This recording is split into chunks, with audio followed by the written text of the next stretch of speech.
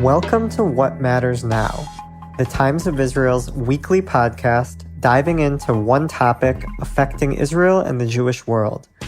I'm your host, US Bureau Chief Jacob Magid, filling in this week for Deputy Editor Amanda Borshel-Dan. I'm joined today by journalist Joshua Leifer to discuss his new book, Tablets Shattered: The End of an American Jewish Century and the Future of Jewish Life. Tablets Shattered made some extra headlines upon its recent release when a rogue Brooklyn Bookstore employee canceled a rollout event because the emcee slated to interview Josh identified as a Zionist. The incident highlighted one of the critiques Josh makes in the book regarding antisemitism on the American left. But Tablets Shattered looks more broadly at American Judaism, arguing that it has peaked in its current form. But the book also offers a blueprint for putting the pieces back together. While a product of the conservative denomination and an ardent left-winger, Josh maintains that it is ultra-Orthodox Judaism that offers much of that blueprint, and we discussed why that is. Currently a member of the Dissent magazine's editorial board, Leifer previously worked as an editor at Jewish Currents and 972 magazine. He is currently pursuing a PhD at Yale University, where his research focuses on the history of modern moral and social thought. Josh, thanks for coming on the show. Thank you so much for having me. It's a real pleasure to be here. So I really enjoyed your book and think anyone who cares about the future of American Judaism should give it a read. But can you give an elevator pitch for those not yet convinced? What do you try to argue in this book? Sure. At the broadest, the book is an attempt to sketch the history of the creation of what I call the American Jewish consensus, and then both a historical and a reported map analysis of that consensus's unraveling. In other words, it's a book about how we got to where we are. And at the core of the analysis of the Jewish consensus are these three pillars that I elaborate on in the book. One of them is Americanism, the other is Zionism, and the third is liberalism. And what I try to show in Tablets Shattered is that these three pillars, which kind of crystallized in post-war Jewish life and then became the foundation for what was a very broad consensus among the majority of American Jews about what it meant to be Jewish in the United States, began to collapse over, let's say, the last couple of decades, such that consensus is no longer viable for a lot of people. Towards the end of the book, you chart out where you think American Jewry could be heading. Can you talk about their four paths? Is that correct? This final chapter of the book was the one that I was least satisfied with because I'm a historian by academic training and a journalist by kind of trade, but I'm not very good at predictions of the future. There's something very dangerous about prognostication, but with the encouragement of the book's editor, I went ahead and kind of took a gander at some of at what I think the shape of American Jewish life might be in the future. And I kind of sketched out these four different paths. I don't love the way I describe them. In retrospect, I wish I had chose some different titles for some of them. But I also chose them and divided the different paths in the way that I did because I wanted to avoid the familiar denominational framing that I think has become much less relevant in the present. So those paths are, one is what I call the dying establishment, but you can kind of think of it as another term I use in the book is mainline affiliated Judaism. This is your sort of big suburban shul, federation, belonging, participating community. And the idea is like these institutions are quite hardy. They have big endowments. They've been built to last, in other words.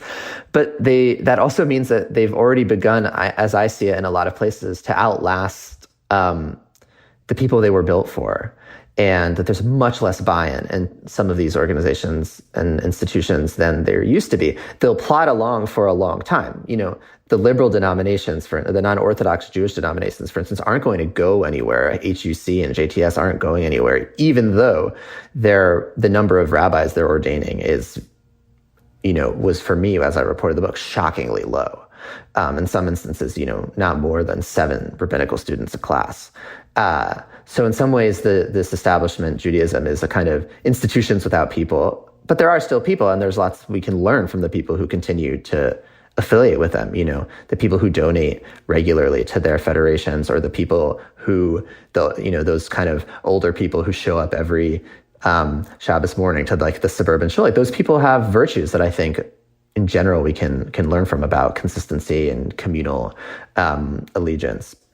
Another path that I highlight in the book is something that I call prophetic protest, and you can kind of lump in the new Jewish left and all the activist movements into prophetic protest. And what characterizes this path is that these are often young American Jews who are interested in Jewish ritual and Jewish identification insofar as it can be incorporated into a project of progressive or left-wing protest movements. We see these are folks who want to wear a tallis at a protest, or who don't wear, a kippah, but want to put one on when they're doing an act of civil disobedience. But I think the question for the prophetic protesters becomes, what is the place of religion in their lives when the protest ends? And I'm not sure that there's really an answer there. The third path is something that I call neo-reform. I don't mean just like the reform denomination, but I mean sort of the overarching philosophy of the historical reform movement, which has been to update Judaism or transform it to in accordance with how people see the general tenor of the times.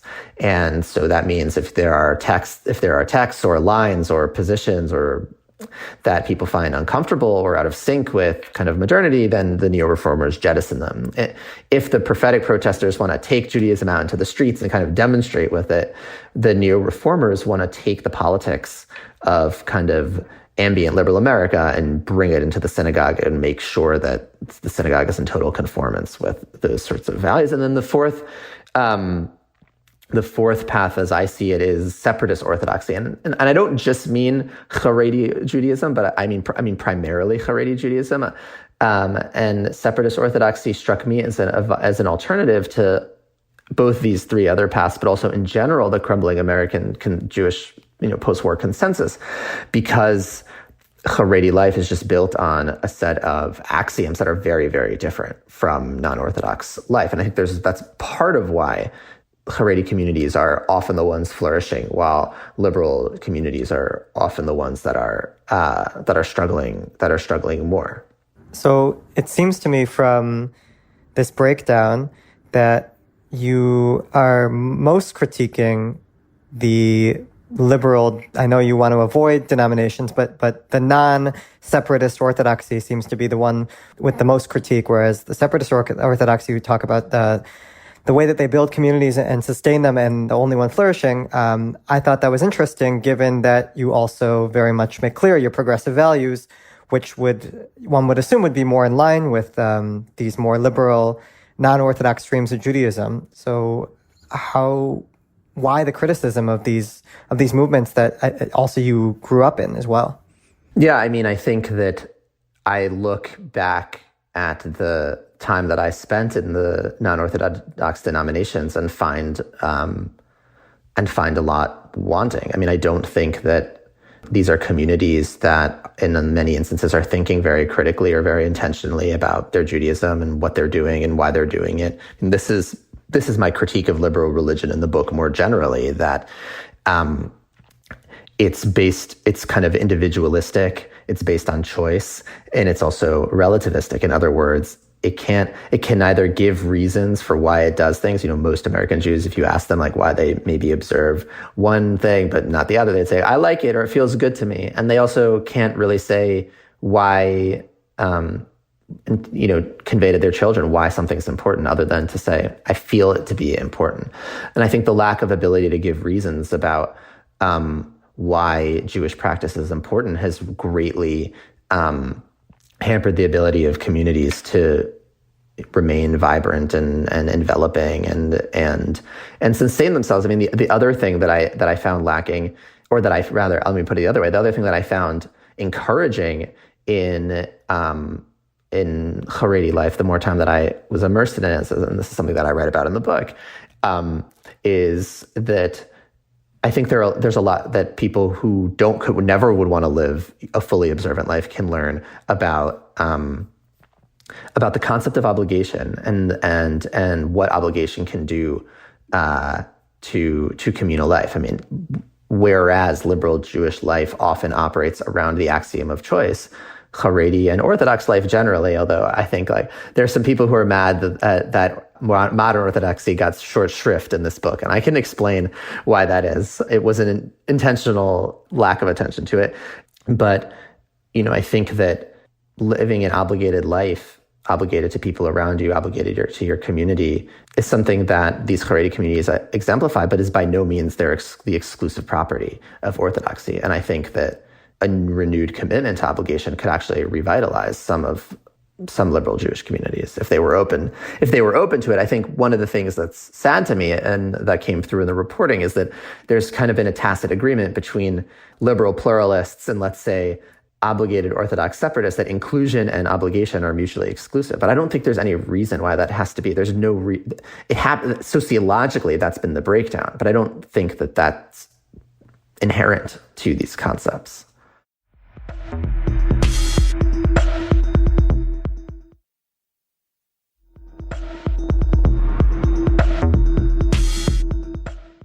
Reading some of the critiques, it made me think of what I often or sometimes hear as an Israeli understanding of American Judaism, where you're either Orthodox if you're religious, you're Orthodox, and if you're not, then you're just not. You're just secular. There isn't really there's either a dismissal or an unfamiliarity of conservative and Reform Judaism.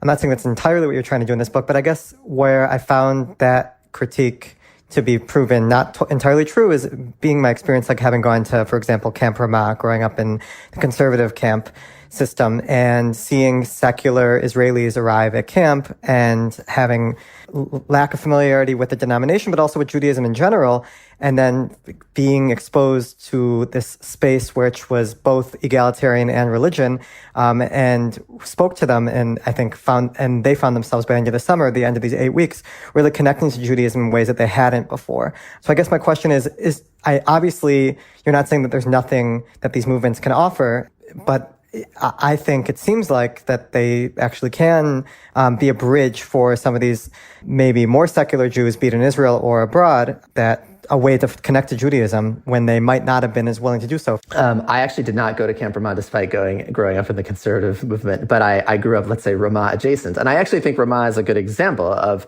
a place that does combine,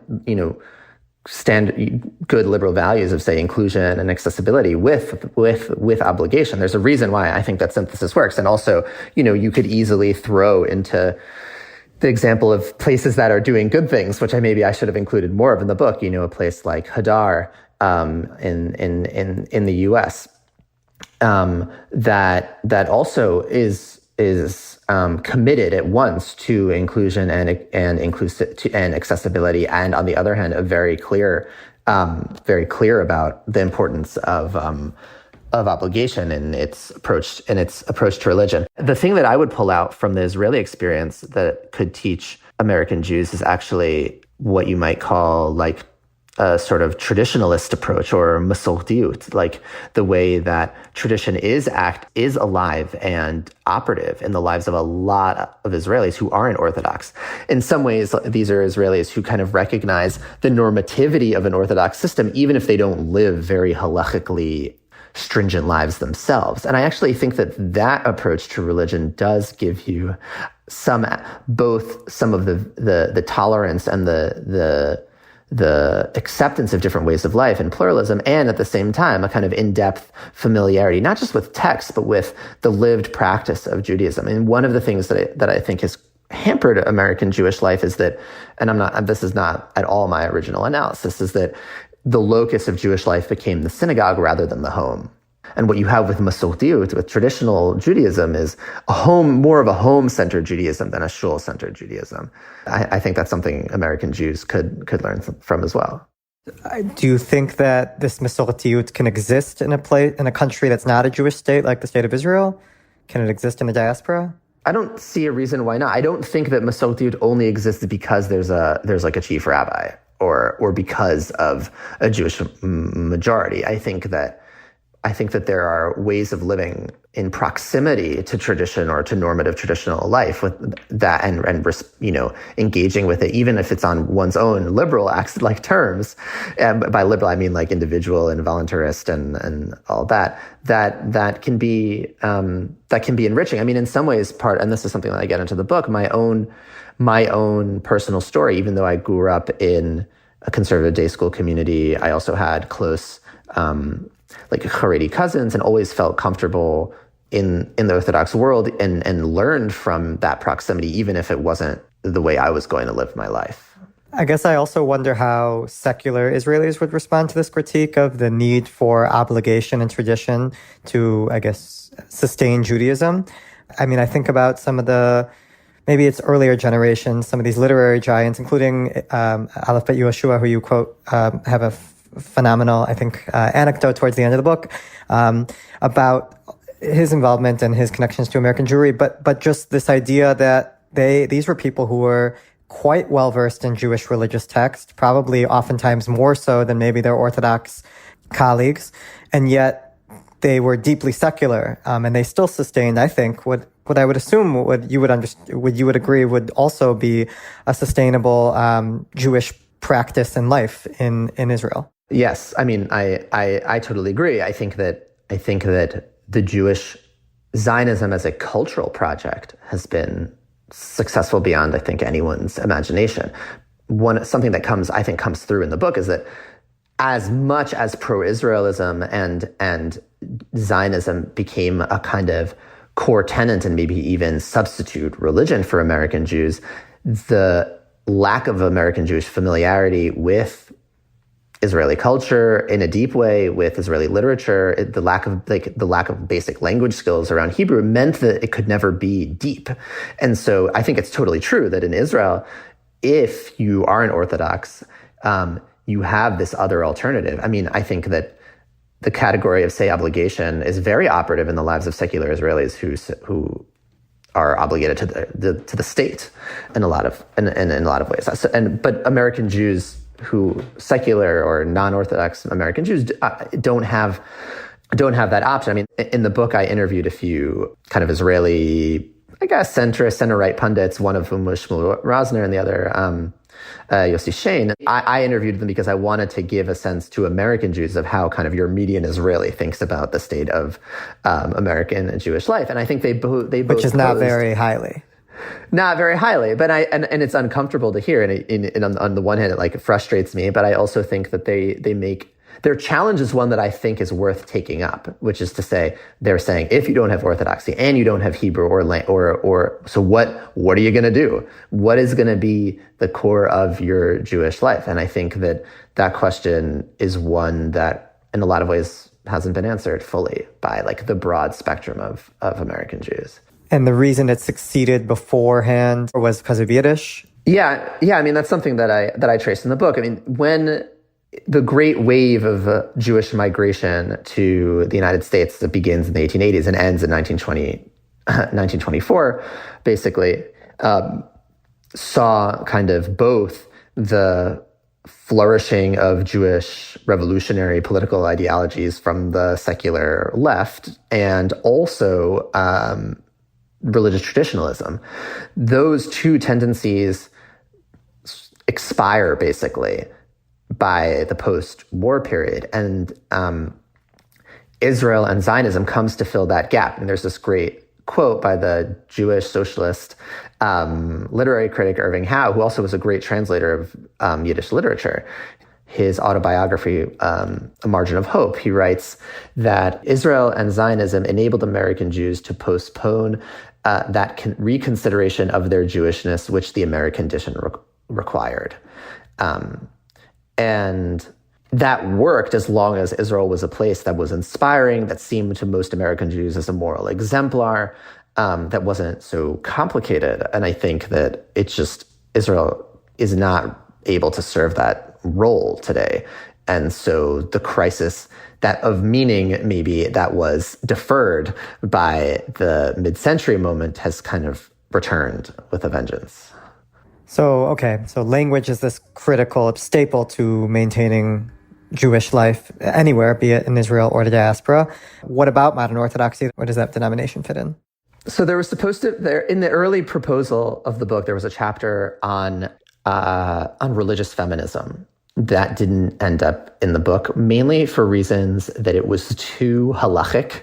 Like, this is a book for a wide audience, and really getting into the arguments between people who support partnership minyanim and people who don't, and then people who are full egalitarians and think that it was going to be too much for a book that already, for a wide audience, is very Jewish. That chapter, unfortunately, in addition to hashing out some of these debates among different kinds of religious feminists, would have spotlighted modern Orthodoxy. And I think that it's true. There are a lot of modern Orthodox communities that I think do hold the kind of obligated openness that I advocate for the book. And I myself, over the years, have basically kind of slotted into modern Orthodox life. I mean, those are the synagogues that my wife and I, go to. We're on the left wing of those communities. But and one of the surprising things that's happened with the book actually is that the response has been much more welcoming than maybe it had been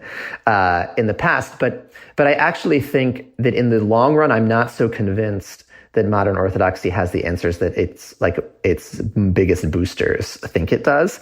And what I mean by that is that, the modern Orthodox way of life requires a very particular kind of professional, occupational strata. Basically, like, you have to make enough money to send your kids to the day schools, to the camps. You have to live in certain kinds of very expensive neighborhoods. It's almost a kind of class in and of itself, and a certain way of life that I think is, one, not accessible to everyone, and two, not appealing to everyone. And then the second is that I'm not sure that in a deeper sense that it represents the values alternative that separatist Orthodoxy represents. In other words, modern Orthodox Judaism loves its Americanism.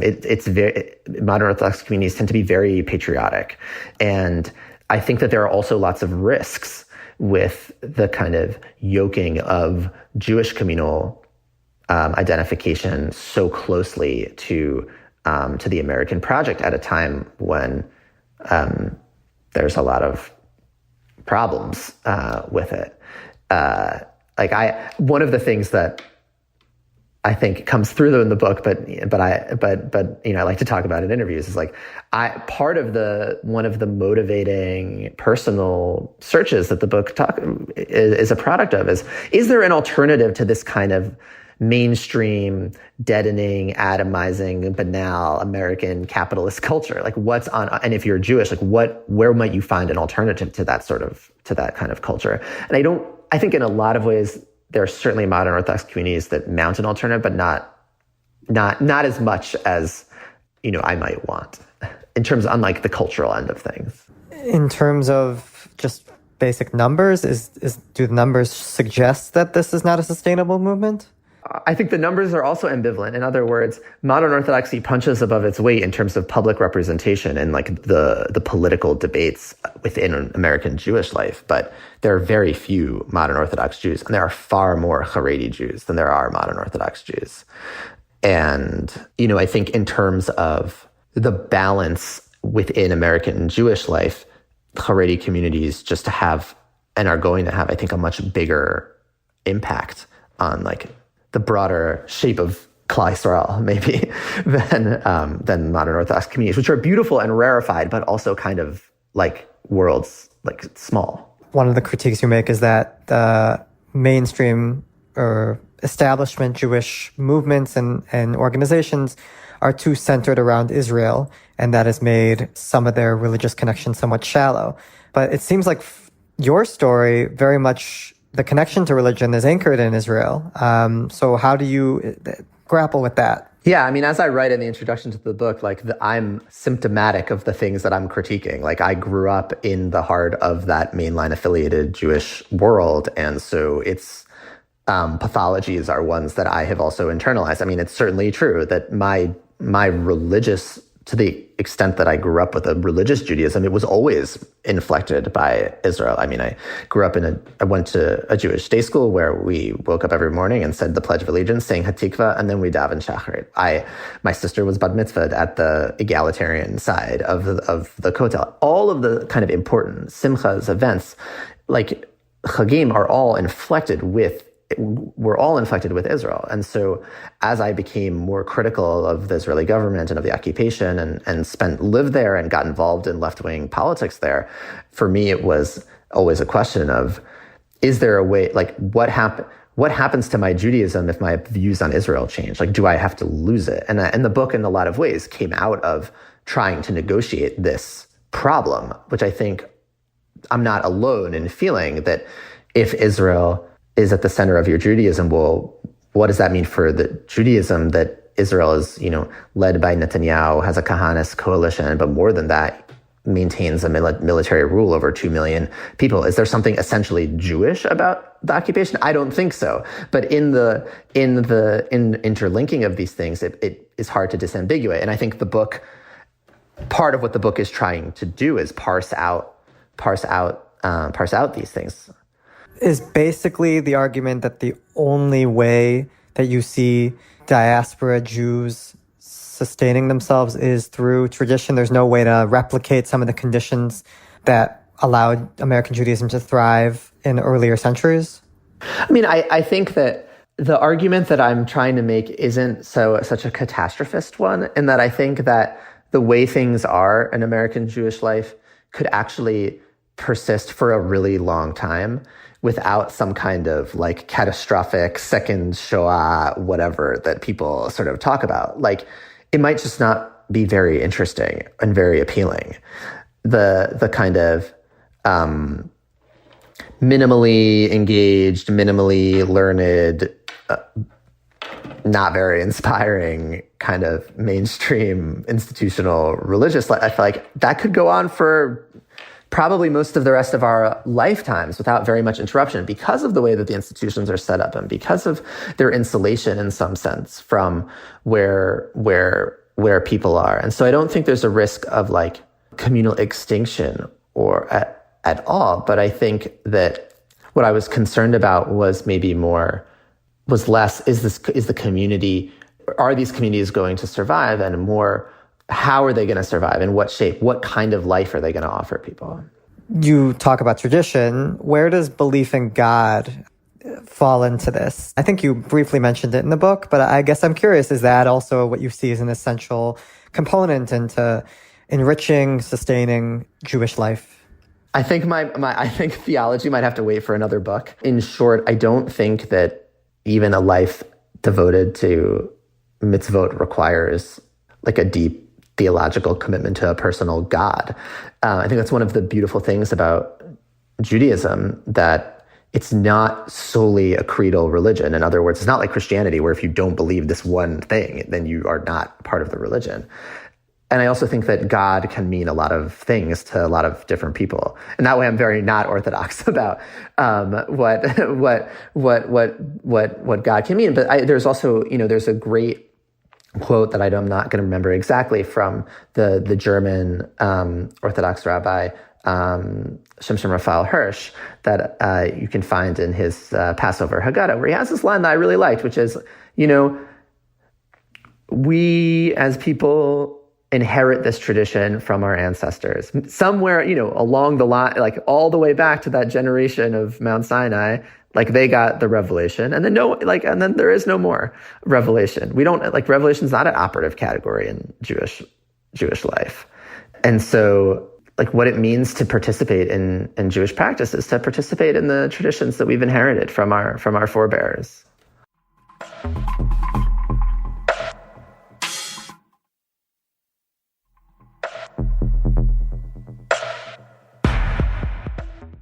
I got you to talk about God, and I'm going to get you to talk about even more personal stuff. Your decision to now move to Israel. Do I read into that anything about where you think American Judaism is heading? No, the decision to move has a lot of different components. For better or for worse, Israel is the place where kind of Jewish political consequences emanate out of. And if you want to influence the future of Jewish politics, I think one has to be on the ground.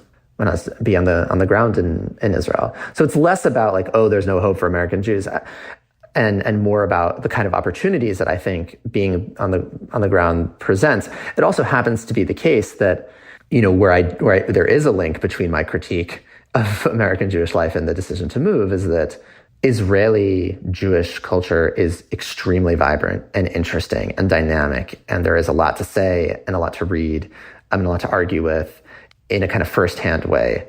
And that does feel lacking a little bit in American Jewish life. Although maybe that's beginning to change. There's been a bunch of other books, not just mine, about American Jews that have come out recently. So maybe that's beginning to change. What I found interesting also was that you seem to be a bit on an island, be it with trying to fuse together your left-wing politics and values with religiosity and tradition. And I wonder if that fusion is sustainable, or if basically you're at peace with now something you hadn't been willing to do beforehand, which was daven and be part of communities that with people whose views on Israel you disagreed with, where now you're much more comfortable, you write about, doing so. So are you just at peace basically with being surrounded by people who don't share the same values with you? Because that's the best you can hope for in terms of the community you're trying to make, in terms of maintaining your Jewish identity and tradition? I don't know if I'm at peace with it as much as I've rethought about I think maybe I always believed this about what I was doing, but I had lost sight of it a little bit, which is that from my earliest political involvement, I always wanted to change and speak to the community that I was a part of. Now, it happened to be, I can say, maybe with a little bit of hindsight, that I didn't always manage to do that successfully. But I think that, being in shul with people I disagree with doesn't mean being like, oh, I'm okay with their politics. But the only way that I'm going to maybe change their minds or expose them to something different is if I'm with them and if I'm talking to them. And I think a lot of people who maybe have progressive politics and also religious inclinations, I think we made a strategic mistake when we sort of adopted the position of we're going to make our own spaces that are exclusive to us as leftists or progressives, and leave maybe the communities that we had grown up in because of how frustrating it was to be around some of those people, like who are also, and in an important way, as I'm going to say, like also our families and our close friends. And this is where obligation, I think, comes in. Like, I'm obligated to these people. They also drive me insane. And part of the political project is balancing that. I think I can be self-critical now of maybe a little bit of a kind of childishness of being like, I want everything to line up perfectly. I'll only daven in a shul where my politics are perfectly represented by, in my bespoke kind of, leftist views. I don't think that's realistic, and I don't think that's also what being in a community is actually about. All right, we covered quite a bit of ground today. The book is Tablets Shattered, being sold online and maybe even at some bookstores in Brooklyn. Josh, thank you very much for coming on the show today. Thank you so much. I really appreciate your questions. And thank you, listeners, for tuning in to the Times of Israel's What Matters Now. Please check out another installment next week. This episode was produced by the Podwaves. Have a reaction to this or any other episode? Feel free to reach out to us at podcast@timesofisrael.com. Until next week, shalom.